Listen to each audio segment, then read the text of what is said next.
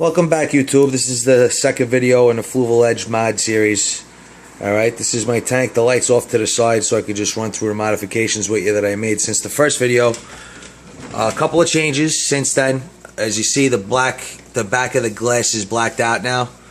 Alright, it didn't look stock enough the way it was, so I had to black it out. So I ran through different ideas on the internet I seen on blogs. A lot of people mention the Krylon Fusion, which is good stuff. I used it in the freshwater applications. It's good for submerged applications, but there wasn't much talk about saltwater in water applications. It's one thing applying it to glass, and it's another thing having it inside your tank.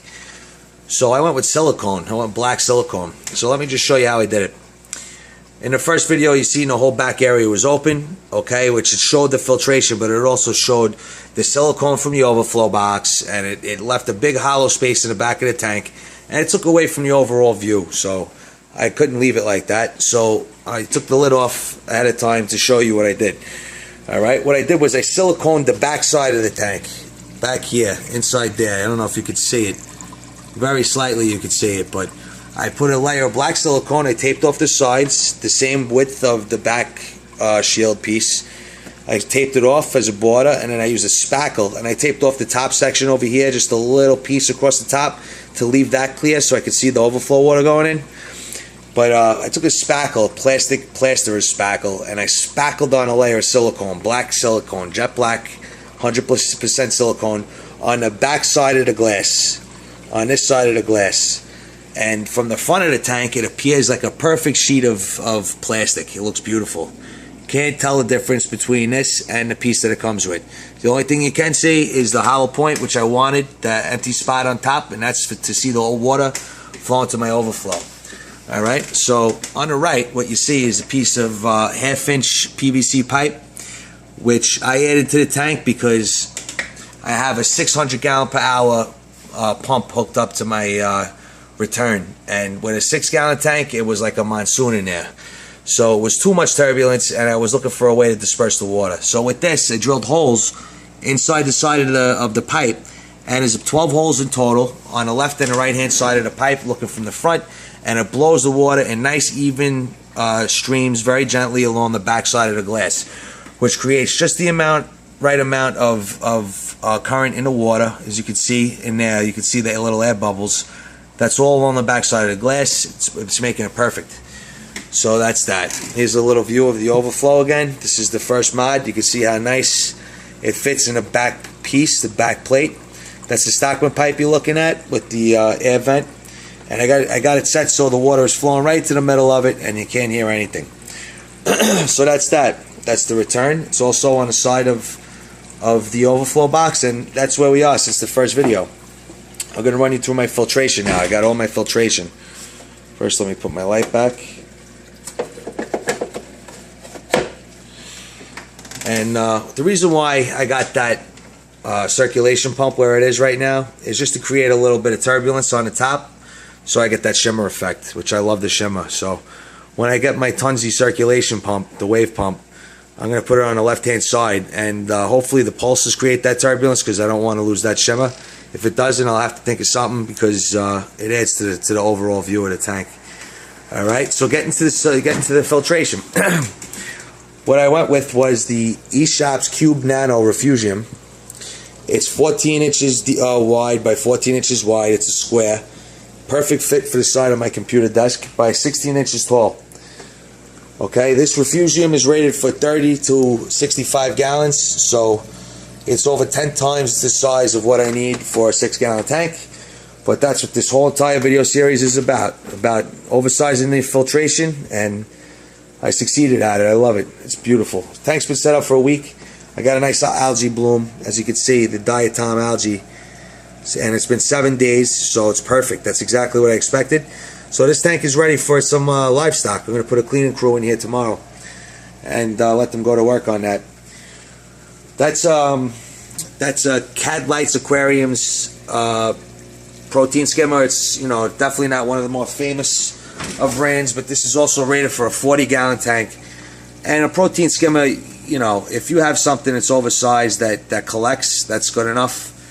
And this will definitely do its job, so I'm not worried about it. I set it up yesterday. It's still breaking in, but you can see the bubbles are right at the bottom of the collection cup, which is where I want it, because once this thing kicks in, it's just going to start filling right up. And that's that. My refugium compartment, rather, I have caulerpa, a ball caulerpa I put in there. This has been there for a week as well, and it came as a ball, and as you can see, the caulerpa just started sprouting out of this thing. I mean, like a weed, like a wild weed. It's incredible how fast this stuff grows. And that's the guy. It came in a rubber band ball. It's not like the Kato. It doesn't come in a ball like the Kato algae. Collect like a ball of hay. This stuff, it grows like a weed. So it came clumped up, and then just boom, it started sprouting all over the place. It's probably rooting itself into the sand, and I'm happy with it. This is the East Shops Curved Nano Grow Light. It's a 3-watt grow light. It's got 3 little LEDs on it. Puts off a nice color, nice light. It's very bright, I'll tell you that.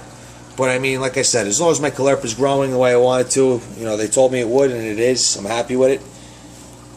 It's doing its job, and it's very compact, so it's good. It hangs right over the top of the tank. It's out of the way. I like it.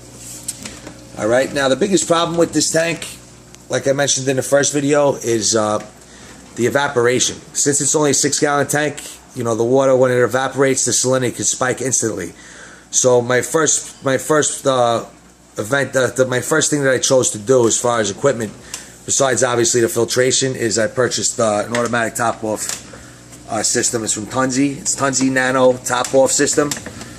It's very small, and it works great. I put the float inside the return compartment of the refugium, because that's where the water line is. These levels do not change in this refugium setup. They stay exactly the same.